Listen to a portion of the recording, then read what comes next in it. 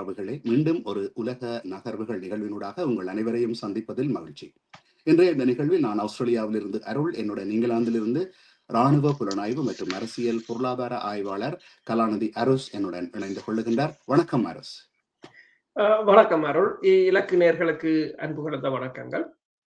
மத்திய கிழக்கு பற்றி எறிகிறது, மீண்டும் உக்கிர போர் வெடித்திருக்கிறது, மாறி மாறி தாக்குதல் நடைபெறுகிறது. அமெரிக்காவும் தட்டு வேலிக்கு எல்லா பகுதிகளிலும் ஈரானிலே குண்டுகளை வீசி தாக்கி கொண்டிருக்கிறது. பதிலுக்கு ஈரானும் அமெரிக்காவின் தளம் இருக்கக்கூடிய அண்டைய அரபு நாடுகள் பலவற்றின் மீதும், குறிப்பாக இப்பொழுது ஓமானின் மீதும் அதிக தாக்குதல்கள், சவுதி அரேபியாவின் மீதும் தாக்குதல்கள் நடக்கின்றன. இந்த தாக்குதல்களுக்கு மத்தியிலே இன்னொரு முக்கியமான விடயம் என்னவென்றால், ஈரான் கூறிவிட்டது ஹோர்முஸ் அணை மூடப்பட்டு விட்டது. ஆனால் அமெரிக்கா சொல்லுகிறது இன்று செவ்வாய்க்கிழமையிலிருந்து ஹோர்முஸ் நீரிணை திறக்கப்படுகிறது, அதுக்கு அமெரிக்கா பொறுப்பெடுக்கிறது. அதனூடாக செல்லும் கப்பல்கள் 20% வரியை கொடுத்து விட்டு செல்லுங்கள், அது அமெரிக்காவின் கைகளிலே இருக்க போகிறது. தொடர்ந்து கூறுங்கள் மக்களுக்கு தெளிவான. நிலைமை மேலும் மேலும் மோசமாக கொண்டு செல்கின்றது. ட்ரம்பை பொறுத்தவரையில் ஏதோ ஒரு விதத்தில் ஈரானை ஏமாற்றலாம், உலகத்தை ஏமாற்றலாம், ஏதாவது ஒரு எந்த பாடுபட்டாவது ஒரு வெற்றியை பெற்றுவிடலாம் என்ற பேச்சுவார்த்தையில்லாக போரிலும் சரி, பேச்சுவார்த்தையாக இருந்தாலும் சரி, அல்லது ராஜதந்திர வழியாக இருந்தாலும் சரி, பெற்றுவிடலாம் என்று முயன்ற அத்தனையும் தோல்வியில் முடிவடைந்ததை தொடர்ந்து இப்போது, அதாவது பிறகு அவர்கள் அந்த ஹோர்முஸை இரண்டாக பிரிப்பதற்கு மேற்கொண்ட முயற்சியும் தோல்வியில் முடிவடைந்ததை தொடர்ந்து இப்போது உக்கிர மோதலுக்கு இறங்கி இருக்கிறார்கள். இன்று நியூயார்க் டைம்ஸ் சொல்லி இருக்கிறது, அமெரிக்க அதிபர் காங்கிரஸ் சபைக்கு இன்று உத்தியோகபூர்வமாக அறிவித்து விட்டார், மீண்டும் போர் ஆரம்பமாகின்றது, தாங்கள் மீண்டும் போரை ஆரம்பிக்கிறோம் என்று உத்தியோகபூர்வமாக அறிவித்து விட்டதாக அந்த உத்தியோகபூர்வ கடிதத்தையும் அவர்கள் ட்விட்டரில் பதிவிட்டிருக்கிறார்கள், எக்ஸ் தளத்தில். அதே போல ட்ரம்ப் கூறியிருக்கின்றார், இன்று இரவும் நாளையும் கடுமையான தாக்குதல்கள் நடக்கும் என்று. அவர் கூறியதைப் போலவே E3B சென்ட்ரி என்ற அந்த வேவு பார்க்கிற விமானங்கள் மேலே பறந்த வண்ணம் இருக்கின்றன. கிஷ் தீவு, பண்டர் அப்பாஸ் போன்ற பகுதிகளில், மற்றது ஹோர்முஸை சுற்றி நீங்கள் இந்த அடிக்கிறதை பார்த்தால் அந்த ஹோர்முஸின் அந்த கரையோரம் தான் எல்லாம் அடிக்கிறார்கள் என்றால், அதில் இருக்கிற ஏவுகணை தளங்கள், ரடார்கள் அவற்றைத்தான் குறிவைக்கிறார்கள். இப்போது நாங்கள் கதைக்கிற போது கூட வெடிச்சத்தங்கள் கேட்டுக்கொண்டிருப்பதாக கூறப்படுகிறது. அதே நேரம் ஈரானும் தாக்குதலை நடத்தி இருக்கின்றது. கட்டார் மீது, குவைத் மீது, யோர்டான் மீது, ஓமான் மீது தாக்குதல்களை நடத்தி இருக்கின்றது. அமெரிக்காவின் ஒரு கப்பல் தாங்களால் தாக்கப்பட்டதாக இப்போது ஈரான் தெரிவித்திருக்கின்றது. குவைத்தில் இருக்கின்ற ஹிமாஸ் ரக ஏவுகணைகள் நேற்று தாக்கி அளிக்கப்பட்டிருந்தது. அது இப்போது ஏறத்தாழ உறுதி செய்யப்பட்டு விட்டது. அந்த தளத்தை அவர்கள் துல்லியமாக தாக்கியிருக்கிறார்கள். அது தீப்பற்றி எரிந்து அதில் சேமிக்கப்பட்டிருந்த ஏவுகணைகள், அந்த ஏவுகணை உந்துகணை செலுத்திகள் எல்லாம் அழிந்திருப்பதாக கூறப்படுகின்றது. அதே சமயம் ஈரான் தெளிவாக ஒரு கூறியிருக்கின்றது, அந்த பிராந்தியத்தில் இருக்கின்ற கேஸ், ஆயில் இன்ஃப்ராஸ்ட்ரக்சர், அந்த கட்டுமானங்கள் அனைத்தையும் தாங்கள் அளிப்போம் என்று இப்போது பகிரங்கமாக கூறிவிட்டது. ஆனால் இந்த தாக்குதல்களில் இந்த முறை நீங்கள் பார்த்தீர்கள் என்று சொன்னால், UAE மீதோ அல்லது சவுதி அரேபியா மீதோ ஈரான் தாக்கவில்லை. UAE ஈரானுடன் ஒரு ரகசிய ஒப்பந்தத்தை ஏற்படுத்தியதா என்ற கேள்வி இருக்கின்ற அதே சமயத்தில் இப்போது அமெரிக்காவின் தூதரகம், UAEயில் இருக்கின்ற தூதரகம் அங்கிருக்கின்ற விசா நடைமுறைகளை தற்காலிகமாக நிறுத்தி இருப்பதாக கூறியிருக்கிறது. இதே சமயம் அமெரிக்காவின் மத்திய கட்டள மையம் தெரிவித்திருக்கின்றது, இன்று அதாவது 14ஆம் தேதி நாளை காலையிலிருந்து, அதாவது 11:30 மணி PM நாளைய இரவிலிருந்து மீண்டும் இந்த கடல் முற்றுகை அமூலுக்கு வரும் என்றும், ஈரான் சார்ந்த கப்பல்கள் தடை விதிக்கப்படும் என்றும், ஏனைய கப்பல்கள் செல்லலாம் என்றும் கூறப்படுகிறது. இதை ஆய்வாளர்கள் எவ்வாறு கூறுகிறார்கள் என்று சொன்னால், இந்த ஒபாமா அரசினால் கொண்டு வரப்பட்ட JCPOA என்ற அந்த உடன்பாட்டின் 11வது ஆண்டு நிறைவில் இந்த கடல் முற்றுகை மீண்டும் வருகிறது. அந்த உடன்பாடு 14ஆம் தேதி ஜூலை மாதம் 2015ஆம் ஆண்டு தான் அந்த உடன்பாடு எழுதப்பட்டதாக கூறப்படுகின்றது. இப்போது நீங்கள் கூறியது போல அந்த ஹார்முஸ் நீரிணையில் அமெரிக்கா 20% வரியை அறவிடப் போவதாகவும், ஹோர்முஸ் நீரிணையை தாங்கள் அதை ம். கைப்பற்றப் போவதாகவும், அதில் வரிகளை தாங்களே இனிமேல் அறவிடுவோம், தாங்களே அதை நிர்வகிப்போம் என்றும் ட்ரம்ப் கூறியிருக்கின்றார். ஆம். இப்பொழுது என்னுடைய கேள்வி என்னவென்றால், முதலும் இதே போல ஒரு முயற்சியிலே எஸ்கோர்ட்டிங் என்று சொல்லி, அதாவது பாதுகாப்பு கொடுத்து கப்பல்களை நகர்த்துவதற்கு முயற்சித்தார்கள் அமெரிக்கர்கள். அதுவும் தோல்வியில் முடிந்தது. ஏனென்றால் அருகிலே இருக்கின்ற தளங்களிலிருந்து ஏவுகணை தாக்குதல் நடத்துவது மிகவும் இலகுவானது. அப்படி இருந்தும் ஈரான் எல்லா கப்பல்களையும் தாக்கவில்லை. தெரிவு செய்த கப்பல்கள், தனக்கு சொல்லை கேளாத நாடுகள், எதிரி நாடுகளின் கப்பல்கள், அதே நேரத்தில் நட்பு நாடுகளின் கப்பல்கள், சைனாவின் கப்பல்கள் போன்ற கப்பல்கள் தொடர்ந்து பயணித்தன என்பது உண்மை. இப்பொழுது மீண்டும் அதே எதற்கு அமெரிக்கா வர வேண்டும்? முதல் தடவை தோல்வியடைந்து, ஹோர்முஸை உங்கள் கட்டுப்பாட்டில் வைத்திருக்க முடியாமல், நீங்களே ஒரு ஒப்பந்தத்துக்கு வந்து, ஒப்பந்தத்திலும் முறுகல் நிலையை ஏற்படுத்திவிட்டு, இப்ப திரும்ப வந்து அதே பழைய குருடி கதவை திறவடி என்ற மாதிரி வந்து, எதற்காக வந்திருக்கிறார்கள்? இது ஒரு கௌரவ பிரச்சனையா? இல்லை உண்மையில ஈரானை இப்படியே பலவீனமடைய செய்து நாங்கள் இந்த யுத்தத்தில் வெற்றி பெறலாம் என்பதா? இல்ல சர்வதேசத்திலே உள்ள கௌரவ பிரச்சனையா? என்பதை சற்று கொஞ்சம் விளக்கமாக கூறுங்கள் நேயர்களுக்கு. இதில் 3 காரணிகள் இருக்கின்றன. ஒன்றை அமெரிக்க சார்பு ஊடகங்கள் கூறுகின்ற காரணிகள் என்னவென்று சொன்னால், தொடர்ச்சியாக தாக்குதலை நடத்துவதன் ஊடாக ஈரான் பொருளாதாரத்தை வீழ்ச்சியடைய செய்து, ஈரான் மக்களின் இயல்பு நிலையை குழப்பி, அந்த மக்களிடம் ஒரு விரக்தியை ஏற்படுத்தி அரசுக்கு எதிராக கிளர்ந்தெழ வைக்கலாம். அதன் ஊடாக அதற்கு ஆதரவாக கேர்டிஸ் அமைப்பினரை மற்றும் ஈராக்கில் இருக்கின்ற ஒவ்வொரு நாடுகளில் இருக்கின்றவர்களை பயிற்றுவித்து அவர்களை உள்ளே அனுப்புவது என்ற நடவடிக்கைகளை அவர்கள் தொடர்ந்து மேற்கொண்டு கொண்டுதான் இருக்கிறார்கள். அது ஒன்று. இரண்டாவது என்னென்று சொன்னால், இந்த ஹோர்முஸ் நீரிணையின் முக்கியத்துவம். இப்ப இது தொடர்பாக இந்த தெஹ்ரான் பல்கலைக்கழகத்தின் பேராசிரியரும் அமெரிக்க விவகாரங்கள் குறித்த நிபுணருமான புவக் இசாடி என்ன கூறியிருக்கிறார் என்று சொன்னால், அதாவது இந்த ஹோர்முஸ் நீரிணை குறித்து சமீபத்தில் ட்ரம்ப் வெளியிட்ட கருத்துக்கள் மற்றும் அது தொடர்பாக அவர் என்ன கூறினார் என்று சொன்னால், ட்ரம்பின் கூற்றுப்படி ஹோர்முஸ் நீரிணை பகுதியின் பாதுகாப்பை உறுதி செய்வதற்கும் கப்பல்களின் போக்குவரத்தை பாதுகாப்பதற்கும் அனைத்து செலவுகளுக்கும் அமெரிக்காவுக்கு செல்லும் சரக்குகளின் மொத்த மதிப்பில் 20% கட்டணமாக அறவிடப்படும் என்று கூறியிருக்கிறார். மேலும் ஈரான் மீது அமெரிக்கா மீண்டும் கடற்படை முற்றுகையை அமுல்படுத்தும் என்றும் கூறியிருக்கின்றார். கடந்த சில மாதங்களாக அவர் என்ன கூறியிருக்கிறார் இந்த பேராசிரியர் என்று சொன்னால், ஹோர்முஸ் நீரிணை பகுதி ஓரளவு திறக்கப்பட்ட பிறகு அதனை கடந்து செல்லும் கப்பல் கட்டணத்தை டிரான்சிட் ஃபீயை வசூலிப்பதை மறந்துவிடக் கூடாது. அதாவது ஈரான் வசூலித்து வந்திருந்ததாகவும் கூறுகிறார். இந்த நீரிணை வழியாக செல்வதற்கு ஈரான் கட்டணம் வசூலிக்காவிட்டால் அமெரிக்கா மற்றும் பிரித்தானியாவின் காப்பீட்டு நிறுவனங்கள் அதை செய்துவிடும் என்று கூறியிருக்கிறார். சில நாட்களுக்கு முன்பு ஹோர்முஸ் நீரிணை என்பது பணத்தை அச்சிடும் ஒரு இயந்திரம் போன்றது என்று ட்ரம்ப் அவரே அதை கூறியிருந்ததாக அவர் கூறுகிறார். இப்போது ஹோர்முஸ் நீரிணை மூலம் கிடைக்கக்கூடிய வருவாய்கள் குறித்து சர்வதேச மதிப்பீடுகள் என்ன சொல்கிறது என்று பார்த்தால், ராய்ட்டர் சொல்கிறது சுமார் $110 பில்லியன் ஒரு வருடத்துக்கு அதில் வருமானம் வரும். ஆக்ஸ்போர்ட் செயல்முறை என்று சொல்றது, ஆக்ஸ்போர்ட் ப்ரோசஸ் என்ற அமைப்பு என்ன சொல்றது என்று சொன்னால், சுமார் $80 பில்லியன் வருடத்துக்கு வரும். நேர்களின் தவறுகளுக்காக பல நாடுகளினுடைய மொத்த பட்ஜெட்டே இதற்கு கீழாக இருக்கிறது. உண்மைதான். இலங்கையின் ஒரு வருட பட்ஜெட் 100 பில்லியன் தான். ஆனால் ராய்ட்டர் சொல்கிறது இதால் வருகின்ற வருமானம் மட்டும் $110 பில்லியன். இலங்கையின் மொத்த ஜிடிபியை விடவே அதிகம். அதே சமயம் ஜேபி மோகன் என்ற அமைப்பு வங்கி கூறியிருக்கிறது, முதலீட்டு வங்கி, அமெரிக்காவின் மிகப்பெரிய நிதி நிறுவன வங்கியான அந்த நிறுவனம் கூறியிருக்கிறது 70 முதல் $90 பில்லியன் வரை இது எண்ணெய் விற்பனை மூலம் கிடைக்கும் வருவாயை போல ஏறக்குறைய 2 மடங்கு ஆகும். அதாவது ஈரான் எண்ணெயை ஈரான் விற்பதை விட இதில் வருகின்ற வருமானம் அதிகமாக இருக்கும் என்று கூறியிருக்கிறது. அதாவது கடந்து செல்லும் கப்பல்களின் கட்டணத்தை வசூலிப்பது சர்வதேச சட்டத்தை மீறுவதாக அமையாது என்றும், ஈரான் கடற்சட்டம் குறித்து ஐநா உடன்படிக்கையில் UN convention on the law of the sea என்று சொல்கிறார்கள், ஒரு தரப்பினராக இல்லை. எனவே வழக்கமாக கட்டண முறையை அறிமுகப்படுத்துவது ஈரானை சர்வதேச அளவில் தனிமைப்படுத்துவதற்கு உள்ளாக்காது என்றும் அவர் அந்த பேராசிரியர் கூறியிருக்கிறார்.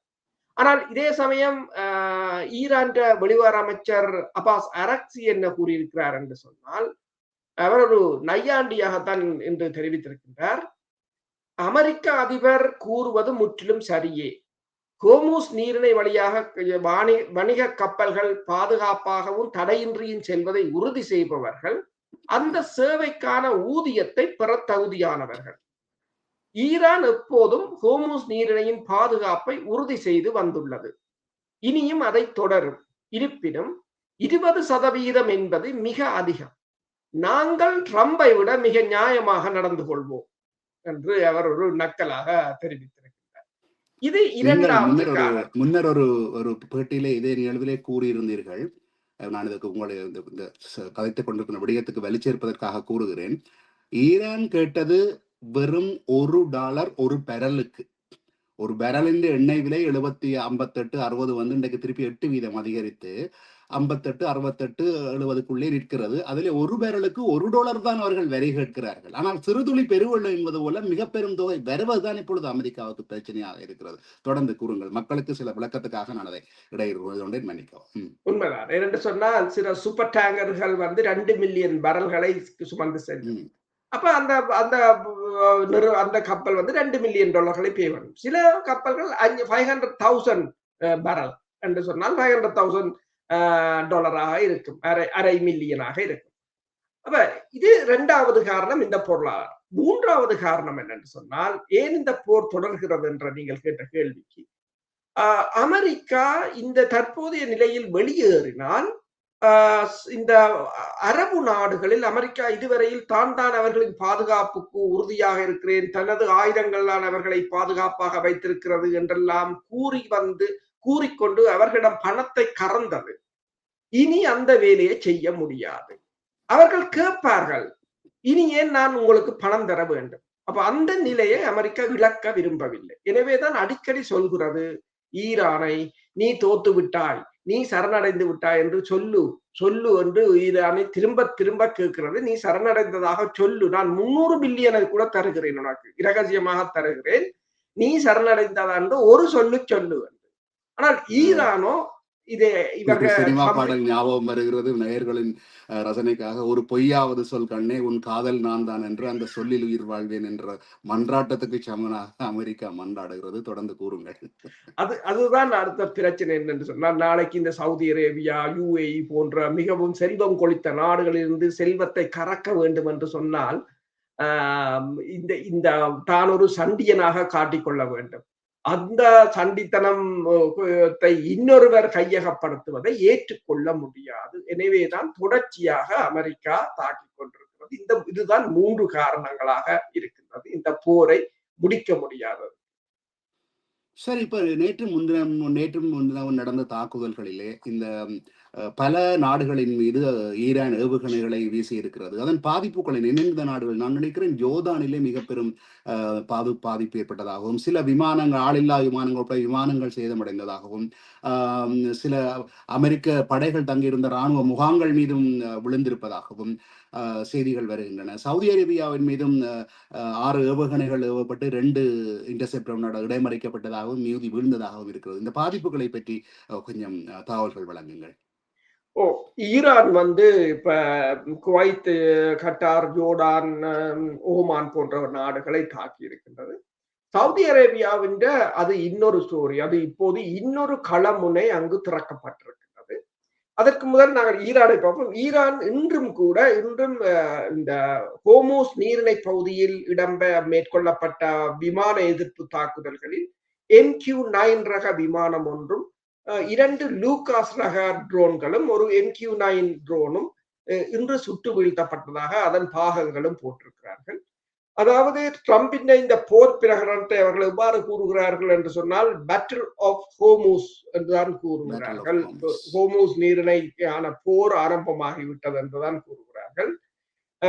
இன்று ஈரான் பல கப்பல்களை இன்றும் தாக்கி இருக்கின்றது. தாங்கள் கூறிய பாதைகளை விடுத்து வேறு பாதைகளால் சென்றதால் தாக்கியதாக கூறியிருக்கிறது. ஐஆர்ஜிசி வந்து பல கப்பல்களுக்கு இன்று எச்சரிக்கைகளையும் விடுத்திருக்கின்றது. அதே சமயம் அமெரிக்கா வந்து முதல் முறையாக ஆள் இல்லாத தாக்குதல் படகுகளை பயன்படுத்தி பண்டார் அப்பாஸ் பகுதியில் ட்ரோன்கள் மூலம் ட்ரோன் சொல்றது அதன் மூலம் தாக்குதலை நடத்தி இருப்பதாக கூறப்படுகின்றது. ஈரானின் நீங்கள் சொன்னது போல தாக்குதல்களில் குவைத்தில் இருந்த ஹிமாஸ் ரக ஏவுகணைகளை முற்றாக தாக்கி அளித்திருக்கிறது ஈரான். அதே போல இந்த ஜோர்டான் பகுதியில் வீழ்ந்த ஏவுகணைகளால் அந்த வான்படை தளத்தில் பல ஹேங்கர்கள் சேதமடைந்திருப்பதை பார்க்கக்கூடியதாக இருக்கின்றது. அதே போலதான் 5வது கடற்படை தலைமையகத்தில் இப்போதைய சட்டலைட் படங்களின்படி பல இடங்கள் சேதமடைந்த நிலையில் காணப்படுகின்றன. வெடிப்பதிர்வுகள் அங்கிருந்து அங்கு வெடிப்பதிர்வு, அதாவது குண்டு வெடிப்புகள் தரையில் நிகழ்ந்ததையும் காணக்கூடியதாக இருந்ததாக கூறப்படுகிறது. பேட்ரியாட் ரக ஏவுகணை பகுதியையும் தாக்கி அளித்ததாக கூறப்படுகிறது. இது வந்து ஈரான். இதே சமயம் இன்று வந்து ஹூதிஸ் அமைப்பினருக்கும் சவுதி அரேபியாவுக்கும் இடையிலான மோதல்கள் ஆரம்பமாகி இருக்கின்றன. சவுதி அரேபியா ஹூதிஸ் அமைப்பினர் சானா அனைத்துலக விமான நிலையத்தை தாக்கி இருக்கின்றது. பிரித்தானியாவின் ஸ்டோம் ஷடோ ஏவுகணையை பயன்படுத்தி இருக்கிறார்கள். ஹூதிஸ் அமைப்பினர் அதற்கு பதில் தாக்குதல்களை மேற்கொண்டிருக்கிறார்கள். அதாவது 2022 ஆண்டுக்கு பிறகு முதல் முறையாக சவுதி அரேபியா மீது அவர்கள் ஏவுகணைகளை ஏவி இருக்கிறார்கள். இந்த ஏவுகணைகளில் இந்த ஹலிட் ஏர்பேஸ் இருந்து புகை மண்டலமாக காட்சியளிப்பதையும் அதற்கு ஏவுகணைகள் வீழ்ந்து வெடித்ததையும் காணொளிகளை காணக்கூடியதாக இருக்கின்றது. அதே நேரம் அபாஸ் இன்டர்நேஷனல் ஏர்போர்ட்லையும் வந்து ஒரு ஏவுகணை வீழ்ந்ததை அந்த வெளிச்சத்துடன் காணொளிகளை போட்டிருக்கிறார்கள். இதனிடையே சவுதி அரேபியாவின் வான்பரப்பில் விமானங்களை பறக்க வேண்டாம் என்று ஹூதிஸ் அமைப்பினர் கூறியிருக்கிறார்கள். சவுதி அரேபியாவும் தனது வான்பரப்பை மூடி இருக்கின்றது. அதே நேரம் சவுதி அரேபியாவுக்கு இந்த ஹூதிஸ் அமைப்பினர் ஈரானுக்கு நன்றிகளை தெரிவித்திருக்கிறார்கள். ஏனென்று சொன்னால் 15 வருடங்களுக்கு பிறகு ஈரானின் விமானம் ஒன்று இந்த சானா இன்டர்நேஷனல் ஏர்போர்ட்ல போய் இறங்கி இருந்தது. அதாவது ஹூதிஸ் அமைப்பினர் என்ற வான்படை விமான நிலையத்தின் மீது போடப்பட்ட முற்றுகையை ஈரான் உடைத்திருக்கிறது என்பதற்காக அவர்கள் நன்றியை தெரிவித்திருக்கிறார்கள்.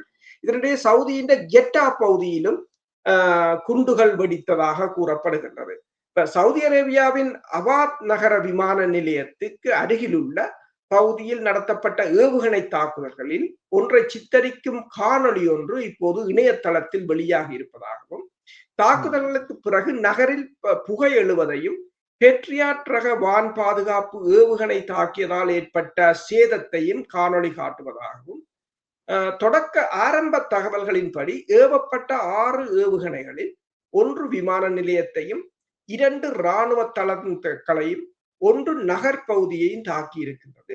மற்ற 2 ஏவுகணைகளையும் இவர்கள் இடைமறிப்பான்கள் மூலம் தாக்கி இருக்கின்றார்கள் என்று, அதாவது 6 ஏவுகணைகளில் 4 ஏவுகணைகள் வீழ்ந்து வெடித்திருக்கின்றன என்று கூறியிருக்கிறார்கள்.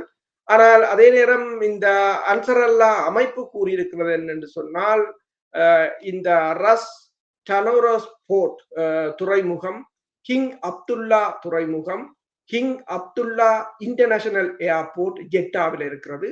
ஜெட்டாவில் இருக்கிற Islamic port, King Khalid international airport அது ரியாத்தில் இருக்கிறது. ஜிசான் போர்ட் துறைமுகம், மற்றது ஹிங் ஃபட் இன்டர்நேஷனல் ஏர்போர்ட் வந்து டமாம் பகுதியில் இருக்கின்றது. இந்த அனைத்து மீதும் தாங்கள் தாக்குதல்களை நடத்தி இருப்பதாக அவர்கள் தெரிவித்திருக்கிறார். இந்த நேரத்திலே ரஷ்யாவினுடைய டூம்ஸ்டே என்கின்ற அதிநவீன விமானம் ஒன்று வந்து தெஹ்ரானிலே வந்து இறங்கி சென்றதாக ஒரு தகவல் ஒன்று பரவுகிறது. அதே நேரத்தில் இன்னொன்றும் நான் வாசித்தேன். அதாவது அமெரிக்கா ஒரு பிளாக் அண்ட் ஒயிட்ல ஒரு கருப்பு வெள்ளை ஒரு வீடியோவை வெளியிட்டிருக்கிறது. ஈரானினுடைய ஹோர்முஸ் எல்லையில் இருக்கின்ற ஒரு கடற்படை அல்லது ஏவுகணை ஏவுதளம் ஒன்றை அது நீர்மூழ்கியில் இருந்துதான் ஏறுகிறார்கள் என்றும், அதை அழித்தது விட்டோம் நாங்கள், இனிமேல் ஹோர்முஸை அவர்களால் கட்டுப்பாட்டில் வைத்திருக்க முடியாது என்று சொல்லியும் கூறுகிறார்கள். இந்த தகவல்கள் பற்றி கொஞ்சம் கூறுங்கள். உண்மைதான். என்னென்று சொன்னால் ஈரான்ட நீங்கள் இந்த தாக்குதல் நடக்கின்ற பகுதிகளை பார்த்தீர்கள் என்று சொன்னால், அந்த ஈரான்ட 2 கடற்கரை அந்த ஹோர்முஸ் நீரிணையின் கடற்கரை பகுதிகளில் தான் தாக்குதலை நடத்துகிறார்கள். அதில் இருக்கின்ற அந்த காவல் நிலையங்கள், ரடார் கண்காணிப்பு நிலையங்கள், ஏவுதளங்கள், ட்ரோன்களை ஏவுதளங்களை அளிக்கிறார்கள் என்று சொன்னால், இந்த ஹோர்முஸ் நீரிணையை பாதுகாப்பதற்கான ஒரு முயற்சியாக. ஆனால் 40 வருடங்களாக ஈரான் இந்த போருக்காக காத்திருந்தது. ஈரான் கூறுகிறது, அதாவது தங்களிடம் 15 அணுக்குண்டுகள் இருப்பதை விட இந்த ஹோர்முஸ் நீரிணை வந்து தங்களுக்கு பலம் வாய்ந்தது என்றுதான் அவர்கள் கூறுகிறார்கள். அப்ப அதை பாதுகாப்பதற்கு ஈரான் பல வழிகளில் அதை சிந்தித்திருக்கு. எனவேதான் ஈரானை பொறுத்தவரையில் அங்கு பெருமளவான பதுங்கு குழிகள் மற்றும் நிலத்தடி பங்கர்களை வைத்திருக்கின்றோம் என்று கூறுகிறார்கள். அமெரிக்கா தொடர்ச்சியாக அங்கு தாக்குதல் நடத்தினாலும் இப்ப 2 மாதங்களுக்கு மேலாக, ஆனால் ஈரான் தொடர்ச்சியாக கப்பல்களை தாக்கும் நிலையில் தான் இருக்கின்றது.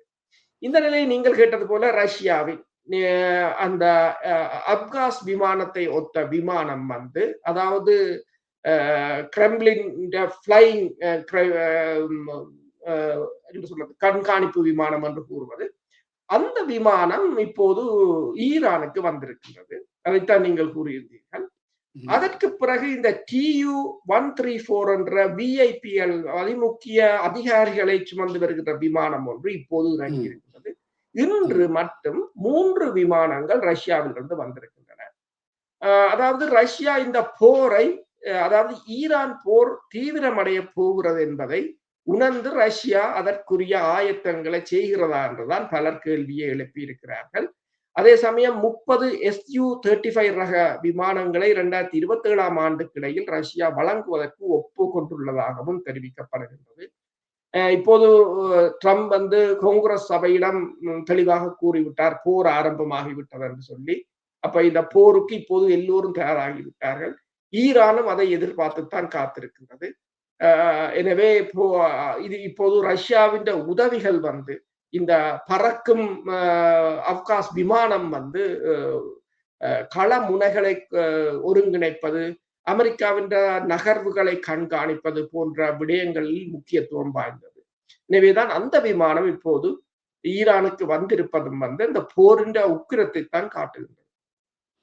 சரி, இப்பொழுது என்னுடைய கேள்வி என்னவென்றால், ஈரான் பலவீனமடைந்து வீழும் என்கின்ற நம்பிக்கையில் அமெரிக்கா இருப்பதாக ஒரு செய்தி ஆய்வில் படித்தேன். இந்த சீனாவும் ரஷ்யாவும் சும்மா சொல்லுவார்கள் தமிழிலே, பேசிக்கொண்டிருக்காத செயலில் காட்டு என்று சொல்லி, எவ்வளவு காலம்தான் ஈரானுக்கு ஆதரவு என்று வாய்ச்சப்படல் வாய்ப்பேச்சு சொல்லுவதை விட, ஈரான் விழுகின்ற சூழ்நிலை வருகின்ற பொழுது ஈரானும் அல்லது ரஷ்யாவும் சீனாவும் தோள் கொடுக்க முன் வருவார்களா? கிட்டத்தட்ட நேட்டோ படைகள் வருவதற்கு தயாராக இருப்பது போல இவர்கள் வருவார்கள், அதுக்கான சூழ்நிலைகள் இருக்கின்றனவா? இப்போ நீங்கள் பார்க்கலாம் என்னென்று சொன்னால், அவர்களுக்கு ஓரளவு சமாளிக்கக்கூடிய நிலையாகத்தான் தெரிகிறது, தங்களால் சமாளிக்க முடியும் என்று. இப்போ ட்ரம்ப் என்னத்தைத்தான் விரட்டி சொன்னாலும், அப்பாஸ் அரக்சியின் கருத்தை பார்த்தாலும், வேறு ஆட்கள் இந்த கருத்தை பார்த்தாலும் அவர்கள் நக்கலாகவும் நையாண்டியாகவும் தான் சொல்கிறார். அதை அவர்கள் தங்களுக்கு ஒரு ஆபத்தாக பயமாக எண்ணவில்லை என்னும் போது அவர்களிடம் பலமாக அவர்கள் இருக்கிறார்கள் என்பதும், பின்புலத்தில் இவர்கள் வேலை செய்கிறார்கள் என்பதும் தான் அர்த்தம். இந்த தாக்குதலை வந்து தனியா ஈரான் வலிமையானது தான். ஆனால் அதற்கு வலிமை சேர்ப்பதற்கு இப்போ உக்ரைனில் நேட்டோவின் ஆலோசகர்கள், தொழில்நுட்பவியலாளர்கள், நிபுணர்கள் நிற்பது போல ரஷ்யாவின் நிபுணர்கள் முழு பேரும் இப்போது ஈரானில் தான் நிற்கிறார்கள். அவர்கள் தான் பெருமளவான தாக்குதல்களை ஒருங்கிணைக்கிறார்கள். அது அமெரிக்காவுக்கும் தெரியும். அப்ப என்னென்று சொன்னா, நீங்க சொன்னது போலதான் இப்ப ரஷ்யாவில பாருங்கள், பெற்றுமளவில் எண்ணெய் சுத்திகரிப்பு நிலையங்கள் தாக்கப்படுகின்றன. இன்றும் கூட 5 பேர் மாஸ்கோவில் கொல்லப்பட்டிருக்கிறார்கள். ரஷ்யாவில் இப்ப உதாரணமா நீங்கள் கற்பனை செய்து பார்க்கலாம், நியூயோர்க்கில் விமானங்கள் தொடர்ச்சியாக விழுந்து, வாஷிங்டன் டிசியில் விமானங்கள் தொடர்ச்சியாக விழுந்தால் அமெரிக்கா என்ன செய்யும்? ஆனால் அந்த அளவுக்கு ரஷ்யா பதறவில்லை. ஆனால் அதை நிதானமாக ஹேண்டில் பண்ணுகிறார்கள். அந்த நிலைமையை நிதானமாக கொண்டு செல்கிறார்கள். பெரும் இழப்புகளை அதே ஒரு நிலைமைதான் ஈரானுக்கு. ஏனென்றால் ஈரானுக்கு ஒன்று, இது அமெரிக்காவுக்கு அமெரிக்காவில இருந்து கிட்டத்தட்ட 10,000 மைலுக்கு இஞ்சால இருக்கிற இடத்துல அமெரிக்கா தந்த பொருளாதார நலனுக்காக செய்கின்ற போர். ஆனால் ஈரானை பொறுத்தவரையில் இது அவர்கள் வாழ்வா சாவா போராட்டம். வாழ்வா சாவா போராட்டம் என்றால் அவர்கள் புல்லை கூட சாப்பிடுவார்கள். அவர்களுக்கு பொருளாதார தடையால் சாப்பாடு இல்லை என்றது அவர்களுக்கு ஒரு பிரச்சனையாக இருக்காது என்று சொன்னால், அழியப் போகிறோம் என்னும் போது அவர்கள் இதை எதிர்க்க புரிவார். நீங்கள் கேட்டது போல ரஷ்யாவும் சீனாவும் அவர்களுக்கான அத்தனை உதவிகளையும் செய்து கொண்டுதான் இருக்கிறார்கள். சேட்டலைட் உதவிகளாக இருக்கலாம், அதே நேரம் இந்த ஏவுகணைகளுக்குரிய பார்ட்ஸாக இருக்கலாம்.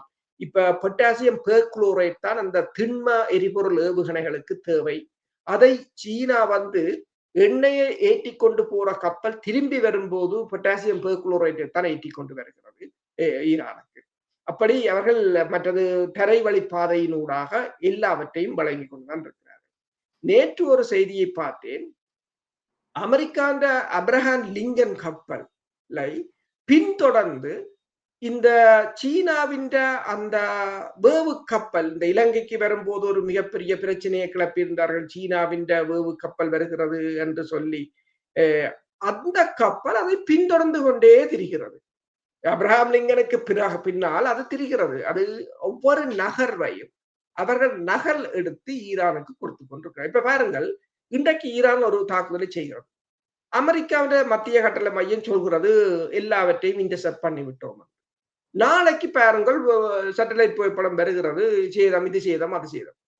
இப்ப முழுக்க அவங்க சேட்டலைட்டால வாட்ச் பண்ணி கொண்டிருக்கார்கள். என்னென்றால் அவர்களுக்கு ஒன்று தேவை, அமெரிக்காவை ஈரானுக்குள் வைத்து முடக்கி விட்டால் நாளைக்கு தாய்வான் பிரச்சனைக்கு சீனாவுக்கு ஒரு துப்பாக்கி குண்டையும் சுட தேவையில்லை. அதைத்தான் மைக் பொம்பியோ அவர் முன்னாள் வெளிவார செயலாளர் இந்தியாவில ஒரு மாநாட்டில் கலந்து கொண்ட போது இந்திய ஆய்வாளர்கள் அந்த மாநாட்டில் இந்தியாவின் தேசிய பாதுகாப்பு ஆலோசகர் அஜித் தோவலன் இருந்தார். அப்போது இந்திய ஆய்வாளர்கள் அவரை புரட்டி புரட்டி கேட்டார்கள், தாய்வான் தொடர்பாக சீனாவை அமெரிக்கா தாக்குமா தாக்குமா தாக்குமா. அதுக்கு பொம்பியோ சொன்னார், நெடுக போரை பற்றி நீங்கள் பேசாதீர்கள்.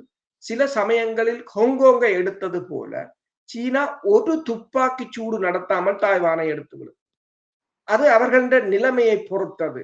என்றால் இந்தியாவை பொறுத்தவரையில் ஒரு போர் தேவை என்றது இவர்களுக்கு. என்றால் சீனாவை அழித்தால் தாங்கள் பெரிய பலவீனப்படுத்தினார். ஆனால் அவர் கூறியது அதுதான், போர் வருமோ வராது அது எங்களுக்கு என்றால் ரெண்டும் சாத்தியம். சில சமயங்களில் போராக இருக்கலாம், சில சமயங்களில் ஒரு துப்பாக்கி சூடு நடத்தாமலேயே தாய்வான் இணைந்து விடும். ஏனென்றால் இப்ப சீனாவுக்கு ஒரு தேவை இருக்கின்றது. இந்த போருக்குள் அமெரிக்காவை பலவீனப்படுத்திவிட்டால் தாய்வான் தங்களுக்கு ஒரு பிரச்சனையாக இருக்க போவதில்லை. எனவே ஈரான் போரை அதே போலதான் ரஷ்யாவுக்கும் இதற்குள் வைத்து அமெரிக்காவுக்கு ஒரு பாடத்தை படிப்பித்து விட்டால் உக்ரைன் போரை வென்று விடலாம். அப்ப எனவே நீங்கள் கேட்டது போல இந்த போரில் அவர்கள் தங்களால் இயலுமானதை ஈரானுக்கு கட்டாயம் செய்வார். நல்லது, அந்த தெளிவான பதிலை கொடுத்திருக்கிறீர்கள். இப்பொழுது நாங்கள் பல நேயர்களுடைய கீழே போடுகின்ற கொமெண்ட் பதிவுகளிலே உங்களுடைய நடுநிலையான செய்தியை பற்றி குறிப்பிடுகிறார்கள். அதை விட மிக முக்கியமான ஒரு விடயத்தை சொல்லுகின்றேன் அருஸ், உங்களுடைய பெயரை கூறி உங்களுடைய ஆய்வுகளை ஆதாரப்படுத்தி இந்தியாவிலே தமிழ்நாட்டில் இருந்து வரக்கூடிய மிக பெரும் யூடியூப் சேனல்கள் உங்களை ஆதாரமாக கொண்டு தகவல்களை சொல்லுகிறார்கள். நம்பகரமான தகவல் என்று சொல்லி உங்கள் பெயரை கூறுகிற அளவுக்கு உங்கள் ஊடகம் நடுநிலைத்தன்மையானது, நம்பகத்தன்மையானது என்பது அதனை நாங்கள் நானும் அதை தொடர்ந்து பேண வேண்டும் என்பதற்காகத்தான் முதலமைச்சர்களே நாங்கள் நடுநிலையான செய்திகளை வழங்க வேண்டும். சாதகமாக ஒருவருக்கோ இல்லை எங்களுக்கோ மற்றவர்களுக்காக இருக்கக்கூடாது என்பது. இன்னொன்றையும் கூறி வைக்க விரும்புகிறேன். கடந்த 2-3 நாட்களாக இலங்கை பத்திரிகைகள், ஆய்வாளர்கள் அல்லது ஃபேஸ்புக் ஆளர்களின் செய்தி என்னவென்றால், யாழ்ப்பாணத்தில் நடந்த ஒரு பெரிய பூப்புனித நீராட்டு விழாவை பெருசாக கொண்டாடுகிறார்கள், அப்படி நடந்தது இப்படி நடந்தது என்று. இன்னும் ஒன்று, சிறையிலே ஒரு அழகிய மருத்துவ பெண், அது ஒரு பெரிய கேம்பெயினாக போய் கொண்டிருக்கிறது. நீர்வளம்பு சிறையிலே ஒரு அழகிய இளம்பெண் சிறையில் இருக்கிறாவாம். அவ சிறையில் இருக்கும் பொழுதானா மருத்துவத்துக்கும் கிடைச்சதாம். அவ அதுல பாதிக்க இதெல்லாம் நிறைய ஆராய்வு செய்து மக்களை சரியான வழிபடுத்துறதுக்கான செய்திகள் அல்ல. இதுகளை நாங்கள் சொல்ல போவதும் இல்லை. இப்பொழுது நான் ஒரு முக்கியமான செய்தியை, நீங்கள் சற்று முன்னர் கூறினீர்கள், அமெரிக்கா பொருளாதார நலனுக்காக இந்த போராட்டத்தை நடத்துகிறது. அதோடு சேர்த்து இன்னும் ஒன்றை நேற்று கூறியதை வைத்துக் கொண்டு நான் சின்ன ஒரு வரலாற்றை சொல்ல போகிறேன்.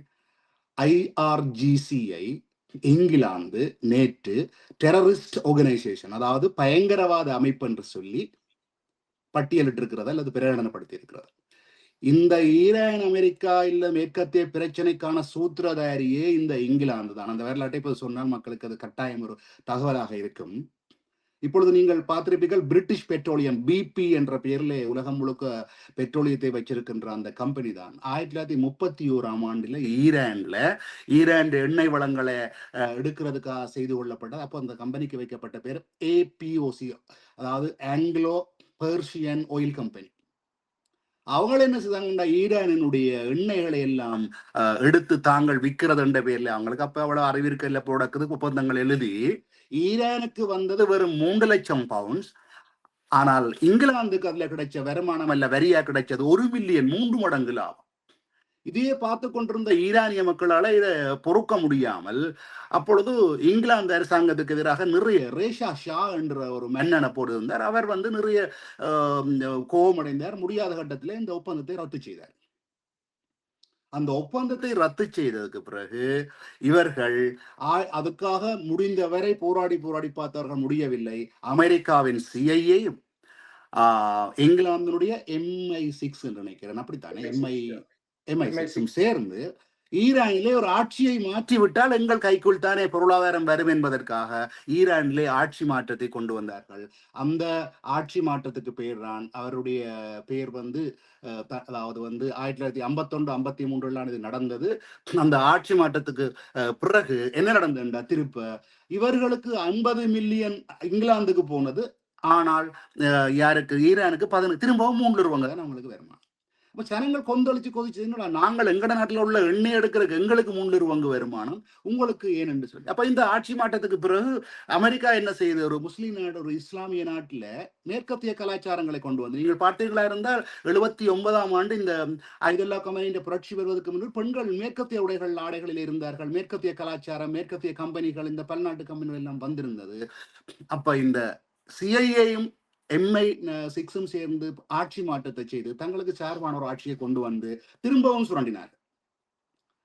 அப்ப அதுல உள்ள அந்த காலப்பகுதியில தான் இப்ப உள்ள இறந்து போன ஆயுதுல்லா கமனியின் தலைமையில ஒரு பெரிய ஆர்ப்பாட்டம், முஸ்லீம் புரட்சி, அதாவது இஸ்லாமிய புரட்சி மாதிரி புரட்சி வெடிக்கும் பொழுது 74ஆம் ஆண்டு அவரை கைது செய்து நாடு கடத்தி விட்டார்கள். நீ இங்க இருக்கக்கூடாது, போகணும். அதுக்கு பிறகு மக்கள் போராட்டம் நிக்க இல்லை. மக்கள் போராட்டம் இந்த வரிகளுக்கு எதிராக. அதுல என்னண்டா முக்கியமா அந்த மன்னர், இவங்கள் பொம்மையா வச்சிருந்த மன்னர் ஆட்சியில தனக்கு சுரண்டி தன்னை வளப்படுத்தி வெளிநாடுகளில் சொத்தை வாங்கி குவிச்சு கொண்டிருந்தது. மக்கள் போராட்டம் தொடர்ந்தது. 79ஆம் ஆண்டு மக்கள் போராட்டத்தின் விளைவாக அவருடைய பேர் ஷா என்று நினைக்கிறேன், அவர் நாட்டை விட்டு தப்பியோடி அமெரிக்காவுக்கு, நான் நினைக்கிறேன் அமெரிக்கா தானுக்கும் பாதுகாத்து வைத்திருந்தேன் நினைக்கிறேன், தப்பியோடினார். அப்பொழுதுதான் இந்த ஆயுதுல்லா கொமினி என்று இப்ப கொல்லப்பட்ட ஆயுதுல்லா கொமினி ஈரானுக்கு வருகிறார்.